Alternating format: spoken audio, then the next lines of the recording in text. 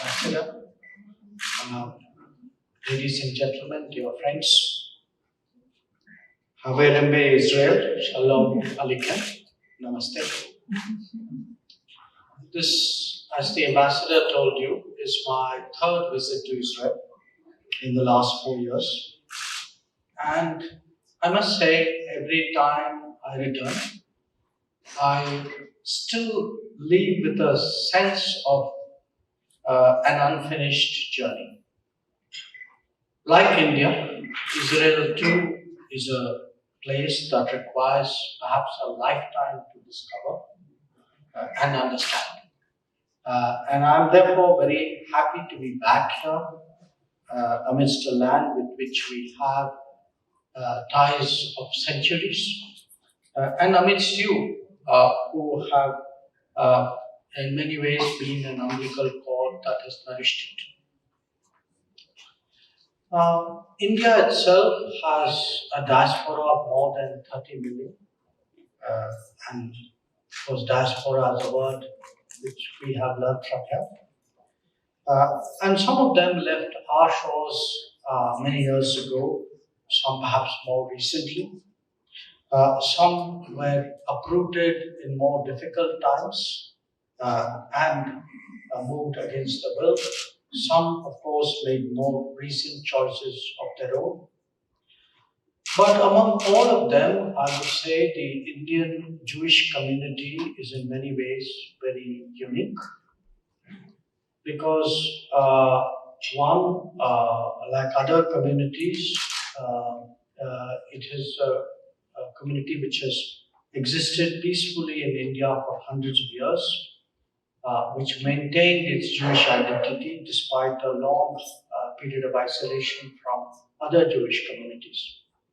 And two, because when all of you chose a new life, here mainly for civilizational reasons, it is again the basis for creating a new bond between India and Israel. Now, it is rare in Jewish history that you've had a long, continuous period where you've thrived in freedom and equality, as you did in India. And I must say, we Indians are very proud of that. Now, it is inevitable that we consider you as one of us. The Talmud mentions trade with India in ginger and iron, and the book of Esther, in fact, mentions India as Hodu. One of your 17th century mystics settled down near Delhi and was revered as a Sufi saint by us. And the fact is that the Jewish Indian community over many centuries in multiple ways has contributed to the building of India. We often go around Mumbai and Pune not realizing that many landmarks were actually the contributions of this community, whether it is the Sassoon Docks in Mumbai and the Sassoon Hospital in Pune. David Sassoon, in fact, was one of the founders of the Bank of India. And some of you were, of course, by the side of Mahatma Gandhi during our freedom struggle. In 1916, one of the lawyers in the team defending one of our major national leaders, Bal Gangadhar Tilak, was a Jew, David Erulkar. Some members of the community contributed as educators, some as medical doctors, like Dr. Jerusha Girard, who was awarded one of our highest civilian awards, Padma Shri. Some served as administrators, some distinguished themselves in the judiciary, such as David Rubin, who served as Chief Justice of one of our high courts. And there were some who became mayors of Bombay, Mumbai, 3 in fact. And there were another 3 who are even today remembered for their military service. Vice Admiral J.R. Sampson, Major General B.A. Sampson, and of course, Lieutenant General J.F.R. Jacob, whose uniform hangs at the Lateran Museum here. And of course, the community has excelled as poets and artists in India. The name Nissim Ezekiel readily comes to mind, whom we honored with the Sahitya Academy Award. And people of my generation, in fact, grew up with the signature tune of All India Radio that was composed by a Jewish exile in India, Walter Kaufman. And how could it be that India, with uh, all its influences, could have left the community untouched in terms of Bollywood and cricket? So, of course, the community has been part of the film industry, and uh,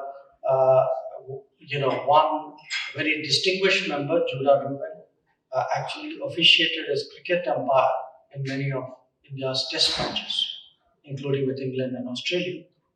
Now, the Jewish Indian community has also made very rich contributions to Israel, like those by Lieutenant Ellis Ashton Asthamkar to the Haganah, agriculture scientist Eliyahu Bezalel, and cardiothoracic surgeon Dr. Lael Best. Indeed, we have honored Mr. Bezalel and Dr. Best with our Pravasi Bharati Saman Award. Now, what is equally important and interesting is that not only has the community carried some flavors of India with it here, but they have retained or assimilated in some form Indian traditions that in many ways have now become yours. I'm told, for example, that the distinctive Malida Thali made by the Bene Israelis, and the Malida is now officially incorporated in the local calendar here. Likewise, the influence of the Mangal Sutra and the Mehendi among Bene Israelis, the practice of Baat Pakka for formalizing marriages among Baghdadi Jews, and symbolic adorning of the Torah arcs and jasmine garlands, and the use of Manarabi, the Cochin Jews. You also adopted the very Indian tradition of removing shoes before entering the synagogue, and you all still remember our way of life, our languages, our festival.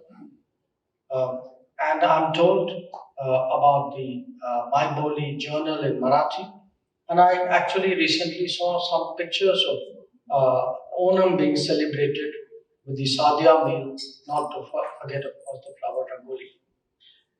It's not just Onam, Holi is celebrated here, Purim, Diwali, Hanukkah. And as I said, the community is really today an organic bond between our two peoples. It is therefore not surprising that people say that Israel is my fatherland and India is my motherland. And then there are those among you and your ancestors who are here today, not from the Ben Israeli or the Kochini or the Baghdadi or the Menashe community, but who are still strengthening their bond through scholarly studies of India and its vast cultural treasures.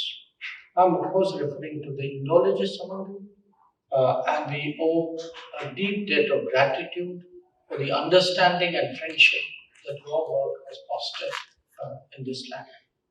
You serve, all of you, to widen and deepen the discourse between one holy land and another.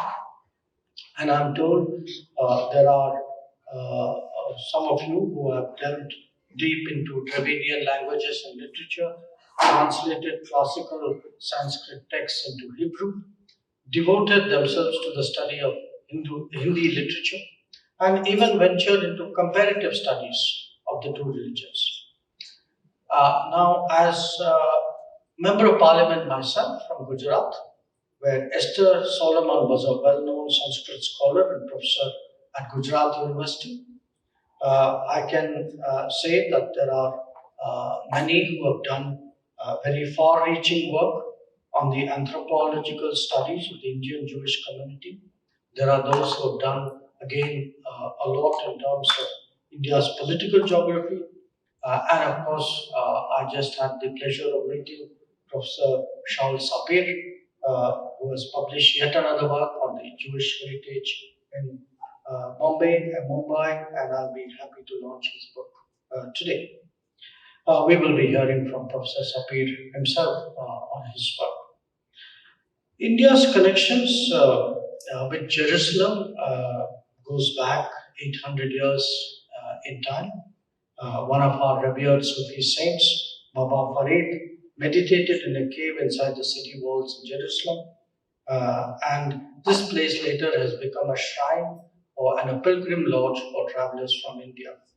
Today, this Indian hospice symbolizes India's presence in the old city. Further, hundreds of Indian soldiers fought in this land during the First World War, and many of them actually made the supreme sacrifice. The tale of the valiant cavalry charge by Indian soldiers that liberated the city of Haifa on September 23rd, 1918 is of course very well known. What is less well known are the sacrifices made by other soldiers in other parts of the land, or how some of these soldiers actually ensured the safety of the spiritual leader of the Baha'i faith in Israel at this time. In modern post-independence times, there are also this less known aspects of how major socialist political leaders and streams in India felt their kinship with the kibbutz movement in Israel. And in a quest to build on the Gandhian concept of ashram or village as a self-sustaining unit of development. Jai Prakash Narayan, one of our most prominent political leaders and theorists associated with our independence struggle, visited Israel in 1958, and many followers of Vinoba Bhave, another towering leader of our independence movement, visited Israel in 1960 to understand the kibbutz movement here.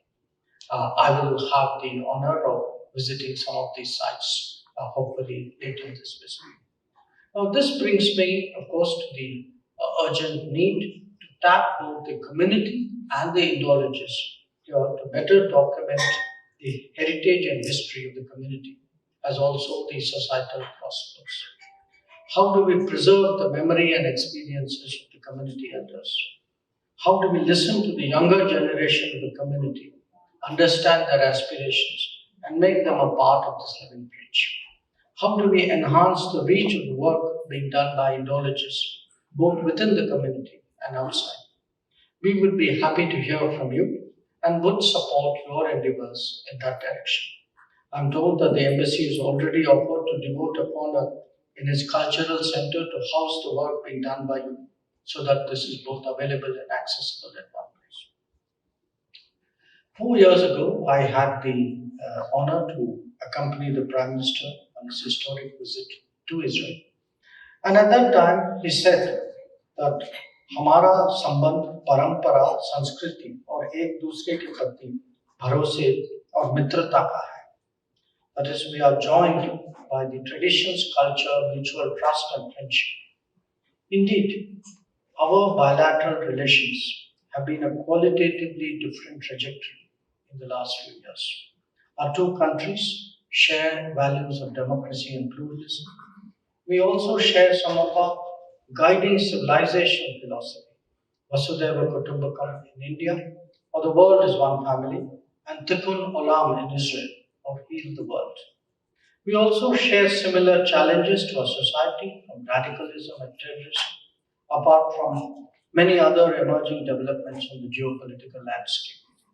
The real thrust, however, is to expand the innovation and trade partnership between our two knowledge economies. For example, while we collaborated to tackle COVID-19, can we take that to the next level? How should we further augment the contact and collaboration between scientists, students, and startups? I'll be discussing these issues and others in my meetings during my visit. Next year marks the 30th anniversary of full diplomatic relations between India and Israel. India is celebrating the 75th year of our own independence. In 2023, Israel too would be celebrating the 75th year of its independence. These occasions are significant milestones to start new voyages and to cover new horizons. Now, it may be that, as I said at the beginning, mine is an unfinished journey, but I can certainly contribute, however modestly, to quicken the pace of our cooperation and to tap into the enthusiasm that I see every time I come to this country. Once again, I thank you all for joining me today. Toda Rabba.